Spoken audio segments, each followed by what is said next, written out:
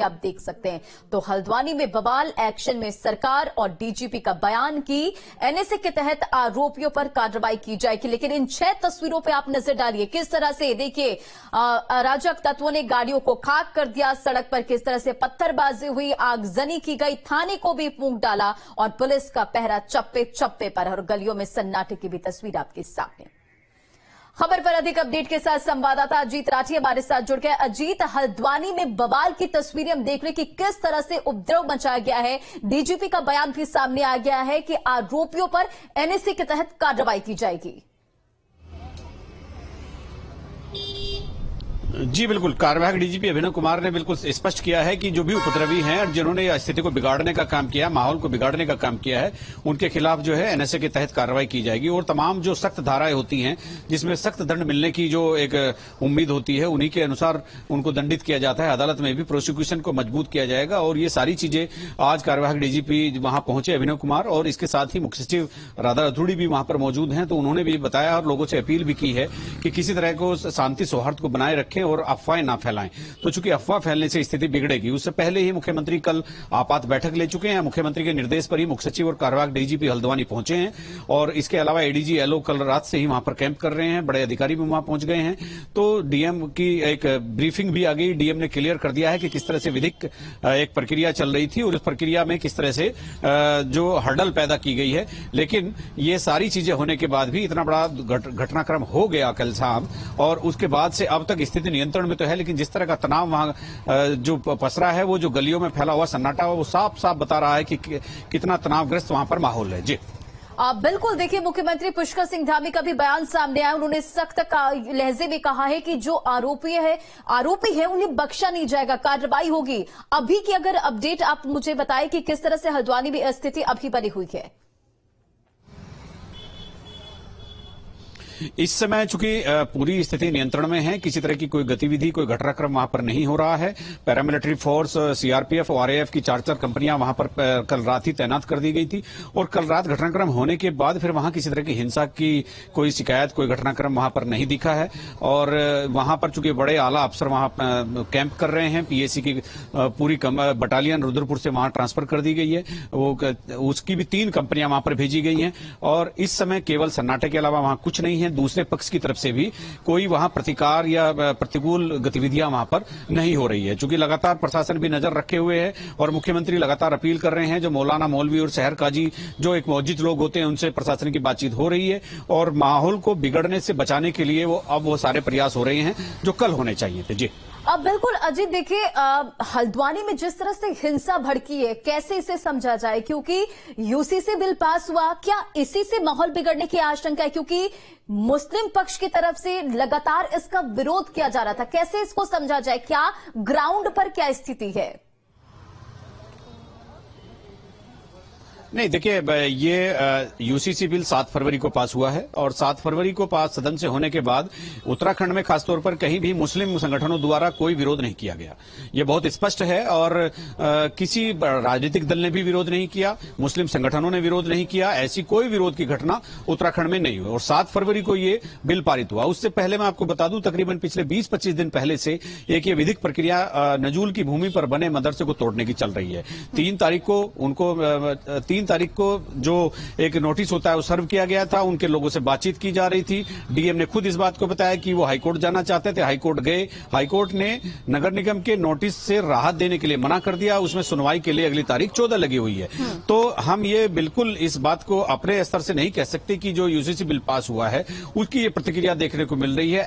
ऐसा कोई प्रमाण, कोई एलिमेंट हमारे पास नहीं है और चूंकि ये जैसा मैंने अभी आपको बताया, महीने भर से इस मदरसे को लेकर एक प्रक्रिया चल रही थी, उसी की प्रतिक्रिया में ये कल दंगा हुआ। जी ठीक है, आप हमारे साथ बने रहिए। हिमांशु हमारे साथ हल्द्वानी से जुड़ गए। हिमांशु, हल्द्वानी में कैसी स्थिति? हालांकि अभी तो पुलिस प्रशासन की टीम ने स्थिति को पूरी तरह से कंट्रोल में कर लिया है। बिल्कुल, देखिए जिस तरह से अभी अजीत जी बता रहे थे, सेम वही कंडीशन अभी हल्द्वानी के अंदर देखने को मिल रही है। चारों तरफ सिर्फ पुलिस ही पुलिस दिखाई दे रही है क्योंकि कर्फ्यू यहाँ पर लगाया गया है और इंटरनेट सेवाएं कल से ही बंद यहाँ पर कर दी गई थी जब से ये उपद्रव यहाँ पर फैला था, ताकि मैसेज आगे कन्वर्ट ना हो या फिर कम्युनिटी आगे इसमें कोई बड़ा एक्शन ना ले, आपस में लोग ना एकजुट हों। और आज जिस तरह से जुम्मा था तो उसको लेकर भी पुलिस काफी अलर्ट दिखाई दी और जितने भी बड़ी मस्जिदें हैं यहाँ पे, खासतौर पर जामा मस्जिद जो सबसे बड़ी मस्जिद है, वहां पर भी जुम्मे की नमाज पढ़ने से मना कर दिया गया। जितनी भी मस्जिदें थी किसी में भी आज जुम्मे की नमाज अदा नहीं की गई, सभी को घर में रहकर ही जुम्मे की नमाज जो है अदा करने की हिदायत दी गई, क्योंकि अगर एकजुट लोग ना हो पाए इस बात का खासा ध्यान रखा गया पुलिस प्रशासन की तरफ से।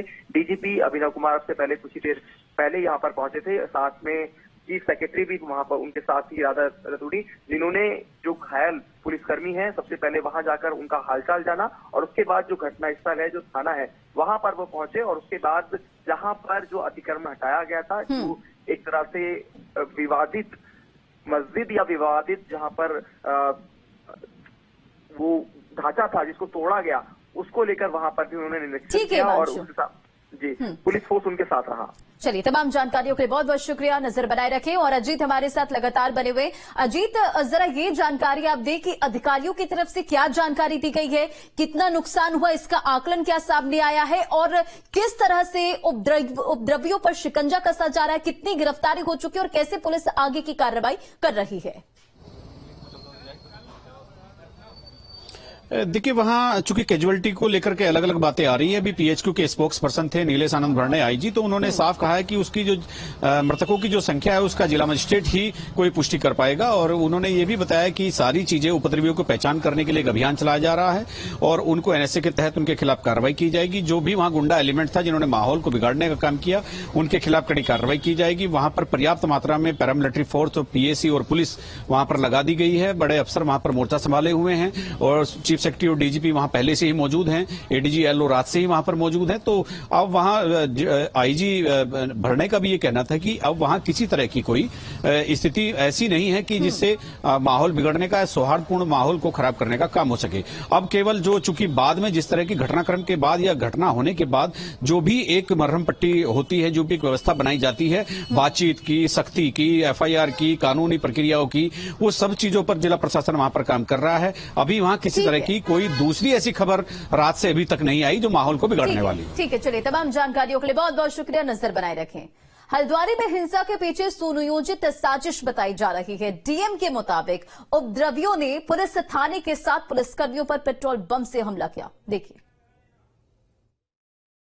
अराजक तत्वों के द्वारा अनप्रोवोक्ड, अनहार्म्ड, अनटच्ड तरीके से पूरी कार्रवाई होने के बाद भी बड़ी मात्रा में with in half an hour इकट्ठा होकर जो है हमारी जो टीमें हैं नगर निगम की, उन पर पहला अटैक किया गया पत्थरों के माध्यम से। पत्थर बरसाने शुरू करे गए चारों तरफ जो छतें हैं उनके माध्यम से। तो जिस दौरान ये सारी विधिक प्रक्रिया चल रही थी, जब हम सुनवाई कर रहे थे, माननीय उच्च न्यायालय सुनवाई कर रहा था, तो छतों पर पत्थर उस दौरान इकट्ठे करे गए। इसका मतलब इट वाज प्लान्ड कि जिस दिन भी डिमोलिशन ड्राइव होगी हम उस दिन इस तरह से फोर्सेस को अटैक करेंगे।